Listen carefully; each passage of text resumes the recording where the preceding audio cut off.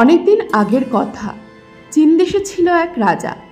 রাজার হাতির সালে হাতি, ঘোড়ার সালে ঘোড়া। রাজ্য জুড়ে সুখ আর শান্তি ছিল। রাজার প্রজা প্রতিপত্তি সব ছিল, ছিল না শুধু মনে সুখ। রাজার খালি থেকে থেকে বড় একা লাগত। আসলে সেই দেশে রাজার সব ছিল, ছিল না শুধু এক রানী। তাই এই মনের অসুখ। একদিন রাজা ঠিক করলেন যে তার সৈন্য সামন্তদের নিয়ে যাবেন রানীর সন্ধানে। যেমনটি ভাবা তেমনটি কাজ। রাজা তার সবচেয়ে তেজি ঘোড়াটা আর তার 7 জন সবচেয়ে বিশ্বাসী আর বলিষ্ঠ সৈন্যদের নিয়ে বেরিয়ে পড়লেন রানীর সন্ধানে। দেশ থেকে দেশান্তরে নানান দেশে যান। কত দেশের কত সুন্দরী রাজকন্যে, তাদের নানান গুণ, কিন্তু রাজার মন ভরে না। কোথায় সেই মেয়ে যে রাজার মনে এনে দেবে দুদণ্ডের শান্তি, সেই সুখ? একদিন রাজা তার সৈন্য সামন্তদের নিয়ে এসে পৌঁছালেন এক হ্রদের তীরে। সন্ধ্যা নেমে আসছিল, তাই তিনি ঠিক করলেন রাতটায় এখানেই থেকে যাবেন। সৈন্যদের ডেকে তিনি আদেশ দিলেন হ্রদের ধারে তাঁবু খাটাতে। রাত্রে খাবার আয়োজন চলছে। এমন সময় রাজার কানে এলো এক অদ্ভুত সুন্দর সুর। রাজা সেই সুরের খোঁজে হ্রদের কাছে এসে দেখলেন একটি মেয়ে চাঁদনি আলোয় হ্রদের মধ্যে ছোট একটা নৌকা বিহার করছে। চাঁদের আলোয় সে মেয়ের অপূর্ব মায়াবী মুখখানি দেখে রাজার বুকে অচেনা এক ঢেউ উঠল, যেন এই মেয়েকেই তিনি খুঁজে চলেছিলেন এতদিন। এই মেয়েটি গাইছে সেই অদ্ভুত মিষ্টি গান। রাজা তার সৈন্য সামন্তদের ডেকে বললেন মেয়েটিকে ডেকে আনতে। নৌকাটি তীরে এসে পৌঁছালো। রাজা মেয়েটিকে হাত ধরে নিয়ে এলেন পাড়ে। নিমন্ত্রণ জানালেন তার সাথে নৈশভোজের। মেয়েটি সেই নিমন্ত্রণ গ্রহণ করে রাজার সাথে তার তাঁবুতে এসে বসল। রাজা নানান কথার মাঝে তাকে তার ভালো লাগার কথা বললেন তাকে তার রানী করে দেশে নিয়ে যেতে চান। মেয়েটি শুনে জিজ্ঞাসা করল, তিনি তো তাকে আজই প্রথম দেখলেন, তাকে ঠিকমতো চেনেনও না, তবে কেন তাকে রানী করতে চান? সেই শুনে রাজা মেয়েটিকে সব খুলে বললেন। এও বললেন তিনি বহুদিন আগে ধরে তারই মতো কাউকে খুঁজে চলেছিলেন দেশ বিদেশে। রাজা তাকে আশ্বস্ত করলেন তিনি তার সবটুকু ভালোবাসা দিয়ে তাকে ভরিয়ে রাখবেন, তার সমস্ত সুখের খেয়াল রাখবেন। সেই শুনে মেয়েটি তার প্রস্তাবে সম্মতি জানিয়ে তাকে বিয়ে করতে রাজি হলো। রাজার আনন্দ আর ধরে না।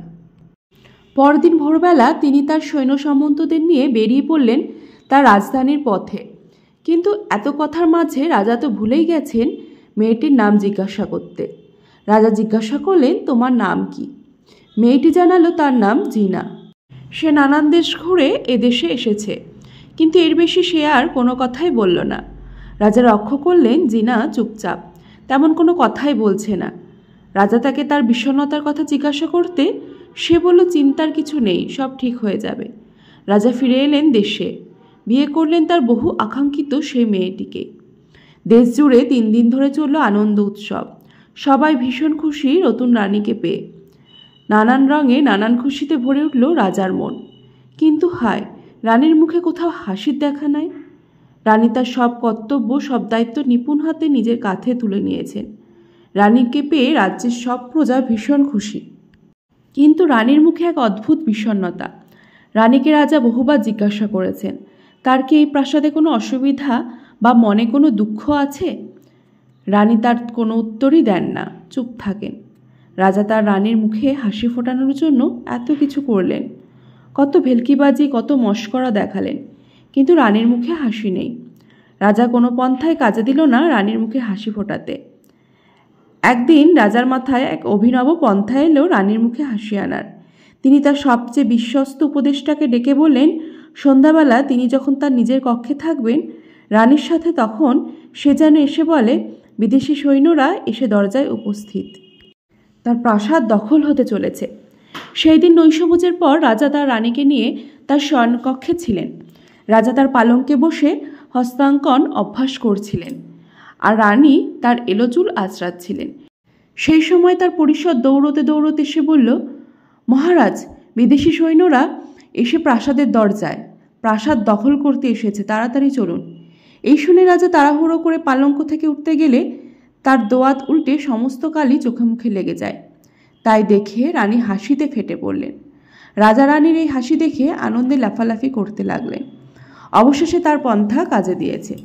তিনি রানীকে সব খুলে বললেন যে তিনি তার মুখে হাসি ফোটানোর জন্যই এই কীর্তি করেছেন। সেই শুনে রানী দ্বিগুণ হাসিতে ফেটে পড়লেন। কিন্তু পরের দিন রানীর মুখে আবারও সে বিষণ্ণতা ফিরে এলো। রানীর মুখে হাসি আবার কোথায় হারিয়ে গেল। রাজা ভাবলেন রানীর অতীতে নিশ্চয়ই কোনো দুঃখের ঘটনা ঘটেছে, তাই তার বিষণ্ণতা বারবার ফিরে আসে। এমন সময় রাজার এক দূত ছুটতে ছুটতে এসে খবর দিলেন, মহারাজ, বিদেশি সৈন্য এসে সিংহদুয়ার দখল করেছে, আর বেশি দেরি নেই প্রাসাদ দখল করতে। রাজা ভাবলেন সে বোধহয় রানীর মুখে হাসি ফোটানোর জন্য এই কথা বলছে। রাজা বললেন, এই কথায় রানী আর হাসবে না দূত, অন্য উপায় ভাবো। কিন্তু হায়, কোনো উপায় নাই। দূত বলল, মহারাজ, এবার সত্যিই বিদেশি সৈন্য প্রাসাদ আক্রমণ করেছে।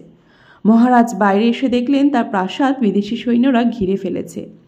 কামানের গোলা এসে পড়েছে প্রাসাদের গায়ে। রাজা চিৎকার করে তার সৈন্যদের ডাকলেন, কিন্তু ততক্ষণে অনেক দেরি হয়ে গেছে। বিদেশি রাজা এসে রাজার সৈন্য সামন্তদের মেরে ফেললেন। রাজাকেও তার হাতে প্রাণ দিতে হলো। বিদেশি রাজা এসে তার রাজ্য, প্রাসাদ, এমনকি তার রানীও দখল করে বসল। রাজা তার রানী জিনার হাসির মাসুল দিলেন।